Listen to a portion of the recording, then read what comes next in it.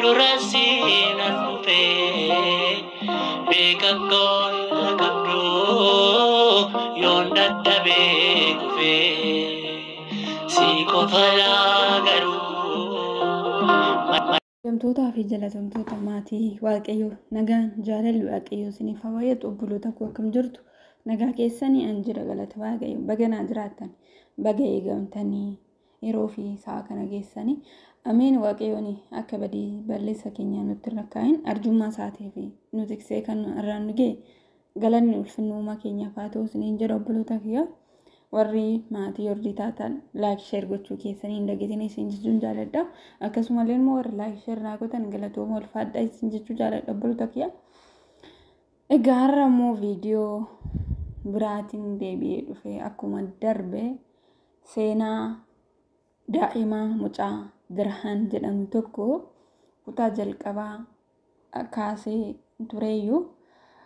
Har'a immoo kutaan lammaffaan isaa hoo maal ta'a? Kutaa tokkoffaa irratti mucaan sun namicha sooressa saniin gara galaanatti darbatame. Akkuma Waaqayyoon immoo akeeka daa'ima saniif kaa'e.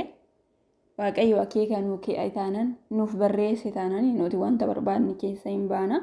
Ibidda keessa hin baana. Bishaan keessa daffaa keessa hin baana. Wanti hunduu fedhaaf eeyyama Waaqayyooti waan ta'eef sanaafuu akkuma sooressi sun yaada hin taaneef garuu sooressi sun daa'ima sana ajjeesee keessi isaa boqonnaa argatee akka taa'uudhaaf jalqaba duraa irratti ergamaa qulqulluu Mikaa'el yoo eebbisu qabeenya dhalaa sooressa sanii akka dhaalu waan dhagaheef sanaaf daa'ima sana ajjeesuudhaaf murteeffate.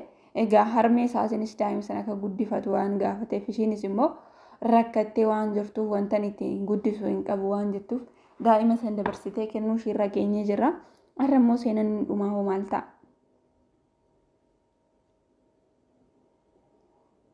Kan jedhu walii ilaala isiniin jedha obboloota kiyya.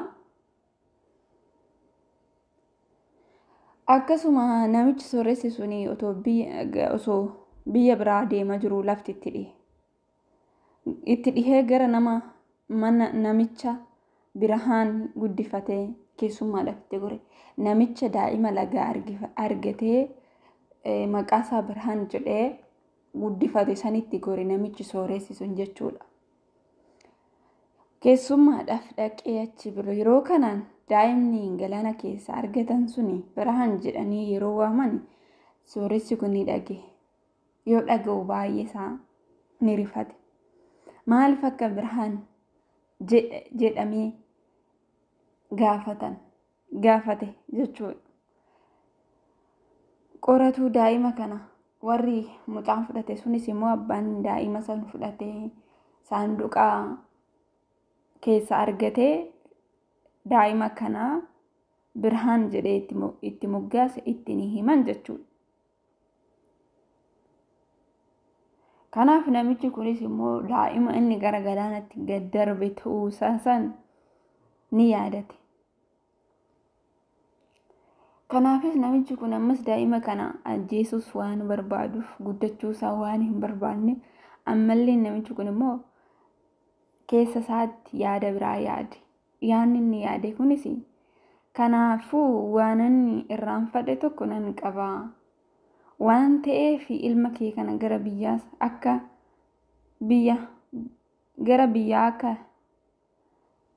deemu nan ergadha.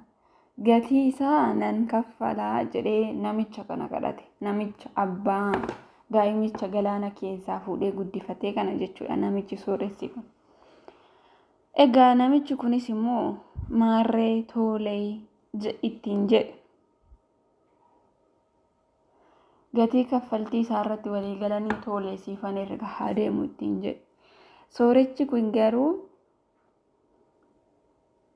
gara hojjettoota isaa tokkotti yookiin immoo inni sooressa waan ta'eef hojjettoota isaatti mucaa kanatti xaaliyaa barreessee ni erga.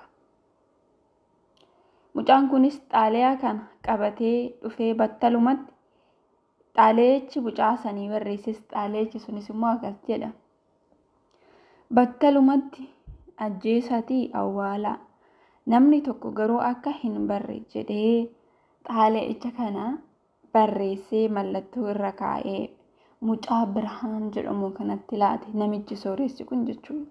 Hojjettoota isaatiin mucaa sana akka ajjeesan akka namni tokkoyyuu arguu hin qabnetti jedhee xaaliyaa kana barreessee gara mana isaatti erge namichi sooressi kun. Egaa obboloota koo gisee tokko nuti hammeenya waliif yaadna. Jiraachuu waliillee hin jibbinu. Wal kuffisuudhaaf yaalla. Wal guddisuudhaaf hin deemnu. Egaa ammoo Waaqayyoon seena keenya hin jijjiira. Hunduma keenya immoo kan nu eegu kan nuti istusu Waaqayyoodha waan ta'eef kan eegees yoonaanis yeroo kanaanis nu gee Waaqayyoodha. Galanni isaaf haa ta'u jechuudha. Egaa mucaan kun xaaliyaa san baattatee gara dubbichaa saniitti yommuu imalu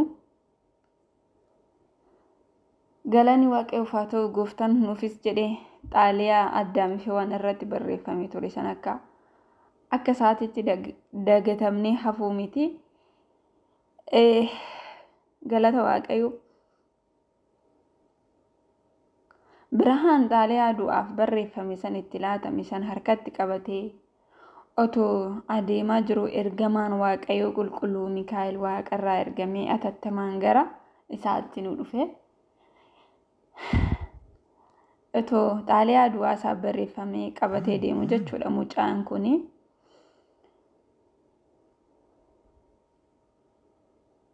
Egaa dhugaa dubbachuuf rakkoon addunyaa kanaan dura gahu rakkoon jireenya keenya irra gahu baay'eedha. Garuu kan nuuf jijjiiru Waaqayyoodha. Kanaafis ergamichis xaaliyaa du'aa harka jiru san irraa seenaa sana barreessa irraa ni haqe. Xaaliyaa isa du'aa san. Namni xaaliyaa kana qabatee dhufu intala koo abaluudhaaf fuusisaa qabeenya isaa ala mana kan jiru hundumaan dhaalchisaa kan jedhu bakka buuse. Galanni ergamaa qulqulluu Mikaa'eliif haa ta'u galanni Waaqayyoof haa ta'u xaaliyaa mucaan sun xaaliyaa du'aa qabatee deemu sun inni garuu gara xaaliyaa jireenyaatti deebiseef jechuudha. Egaa dubbichi galagalee du'aa gara jireenyaatti xaaliyacha du'aaf barreeffame ture sun gara jireenyaa ta'eef. Otuma du'aan irratti namoonni baay'een du'aan nuuf hawwanuu garuu nu jiraachuun gidduutti ni argamna. Kunis immoo hojii Waaqayyooti waan ta'eef akkuma Birhaan Waaqayyoon galateeffannaa jechuudha. Akkasuma jedhamee akkuma Birhaan xaaliyaa jireenyaa san qabatee gara warra namicha sooressaa mana isaanii san ga'e.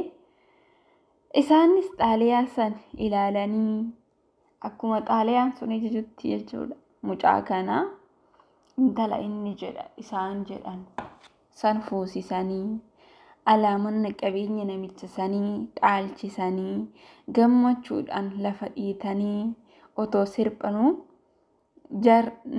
sirpanuu namichi sooressi suni biyya adeeme ture sanii gara mana isaatti deebi'e.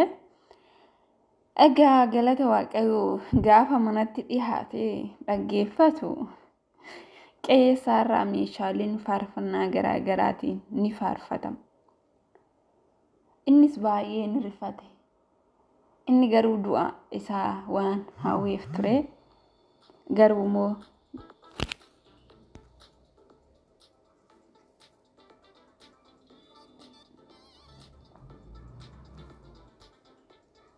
immoo galata Waaqayyoon xaaliyaa isaa hin jijjiiree fi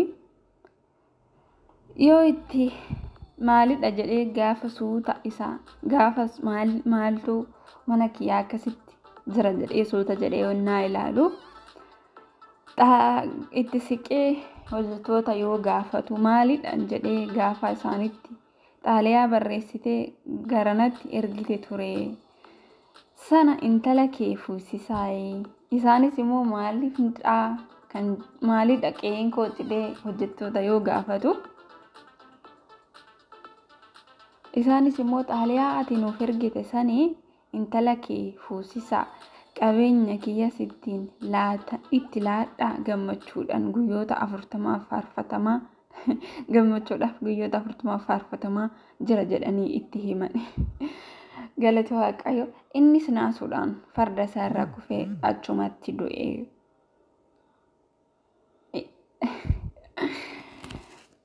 Isiniin jedha obboloota koo barri birhaan umurii isaa guutuu waaqayyo oolmaa hundumaa ooliif kana waaqessaa. Qulqulluu Mikaa'el isa yeroo rakkinaatti isa waaqarraa ergamee dhufee isa gargaaraa ture kabajaa. Hiyyeessitoota rakkatan gargaaraa amantii isaatti cimee mana waaqayyo keessa tajaajilee jiraachaa ture. Isiniin jedha egaa obboloota koo argitanii seenaa nama tokko seenaa kanarra waan baay'ee baranna jedhina yaada. Maaliif jennaan nuti otoo hin beekne hammeenyi nuuf ta'uu danda'a. Garuu nuti immoo jalqabumarraa kaane akkuma jalqaba dubbadde abbaan birhaan nama guyyaa ergamaa guyyaa yaadannoo ergamaa qulqulluu Mikaa'el kabajaa hiyyeessitoota gargaaraa nyaachisaa ture. Garuu immoo inni abbaan isaa lubbuudhaan darbus ergamaa Mikaa'elis immoo akkuma abbaan isaa isa kabajaa tureetti seenaa ilma isaa hin jijjiire. Arras immoo meeqa keenyatu guyyaa ayyaana kabajaa jirra. Meeqa keenyatu obboloota keenya kabajaa jirra. Meeqa keenyatu haadha fi abbaa keenya kabajaa jirra. Kanarraa waan baay'ee barannan isiniin jedha obboloota kiyya. Egaa seenaa mucaa kanarraa maal baranna kan jedhu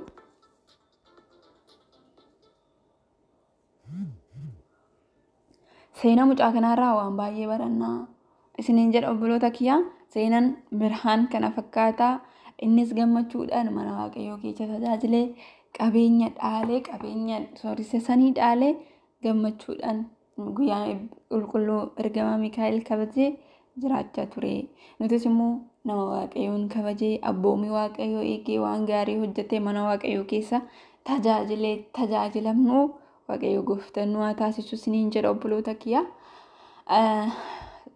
Namoonni baay'een jireenya keenya jibbanis garuu immoo kan nu barreeffametu ta'a waan ta'eef akkasumas isiniin jedha. Yoo isinitti tolee laayik sheer gochuun dagatina. Akkasumas immoo bakka dogongora kootii maqaa waaqayyootiin naaf galchaa isiniin jedha. Ergamaa qulqulluu Mikaa'el amma seena keenya nuuf haa jijjiiru. Inni jireenya keenya seene yaa eebbisu mana keenya seene nuuf haa eebbisu isiniin jechuun jaalladha obboloota kiyya.